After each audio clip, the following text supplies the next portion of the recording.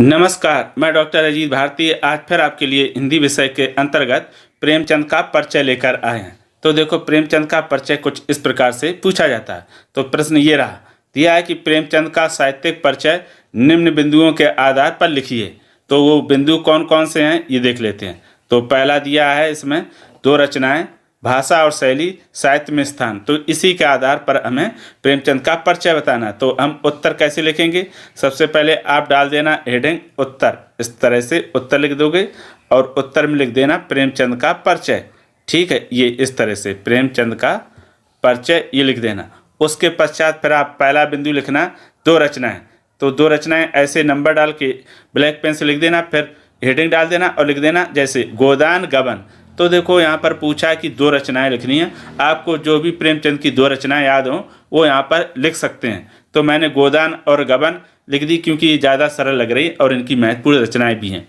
2 रचनाएं के बाद फिर दूसरा बिंदु यानी हेडिंग हम लिख देंगे भाषा। तो भाषा लिखने के बाद उसमें अब लिखेंगे प्रेमचंद ने हिंदी साहित्य में अपना कदम उर्दू लेखन से शुरू किया था।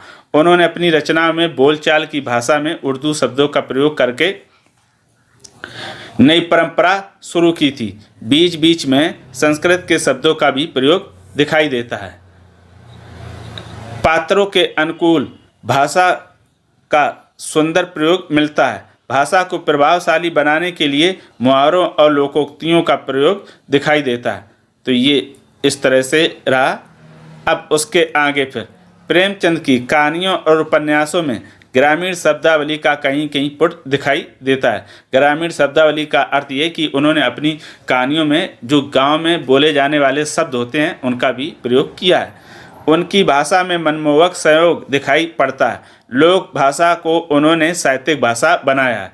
अब ये लोक भाषा क्या होता है? लोक भाषा का अर्थ होता है लोगों द्वारा बोली जाने वाली भाषा, यानी जो लोगों द्वारा भाषा बोली जाती उसी को उन्होंने अपनी साहित्यिक भाषा बनाया, अर्थात अपने साहित्य में उसी का प्रयोग किया है। साहित्य का मतलब है अपनी रचनाओं में, जैसे उपन्यास और कहानी।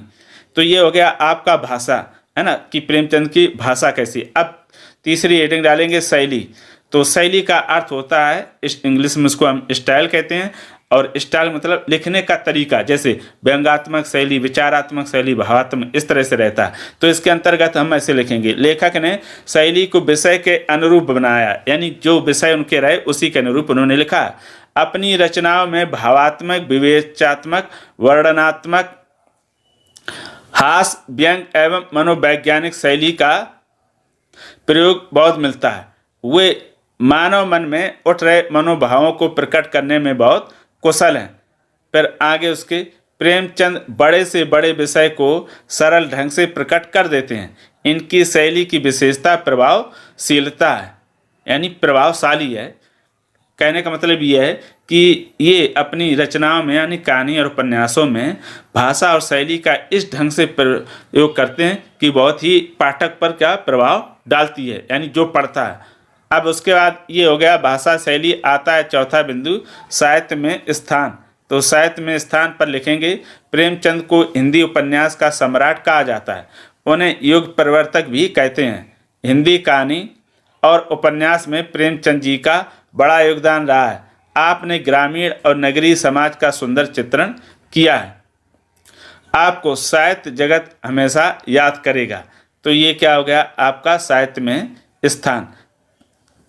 इस तरह से देखो, अब ये लिखा कि उपन्यास सम्राट क्यों कहा जाता है। इन्हें उपन्यास सम्राट भी कहा जाता है, युग प्रवर्तक भी कहा जाता है, पुरखों का लेखक भी कहा जाता है। तो आप साहित्य में स्थान में ये चीज़ें लिख सकते हो। तो इस तरह से ये आपका प्रेमचंद का जो भाषा शैली के आधार पर परिचय था वो समाप्त हो गया। मैं इसी कंटेंट को www.hindibharti.in पर भी क्या कर दूंगा, पोस्ट कर दूंगा। यहाँ जाकर इसे आप देख सकते हो। तो ये हो गया प्रेमचंद का परिचय। अगर उसके बाद भी किसी प्रकार का कोई डाउट हो तो कमेंट करके हमें अवश्य बताइएगा। और किस लेखक या कवि का आपको परिचय चाहिए, किस स्थिति में, भाषा शैली के आधार पर या कला पक्ष भाव पक्ष के आधार पर स्पष्ट मेंशन कर देना। मैं बहुत ही शीघ्रता से उसे क्या करूँगा, आपके सामने प्रस्तुत करूँगा। तो फिर आज के लिए इतना ही। अब हम फिर मिलेंगे किसी नए विषय के साथ। तब तक के लिए धन्यवाद।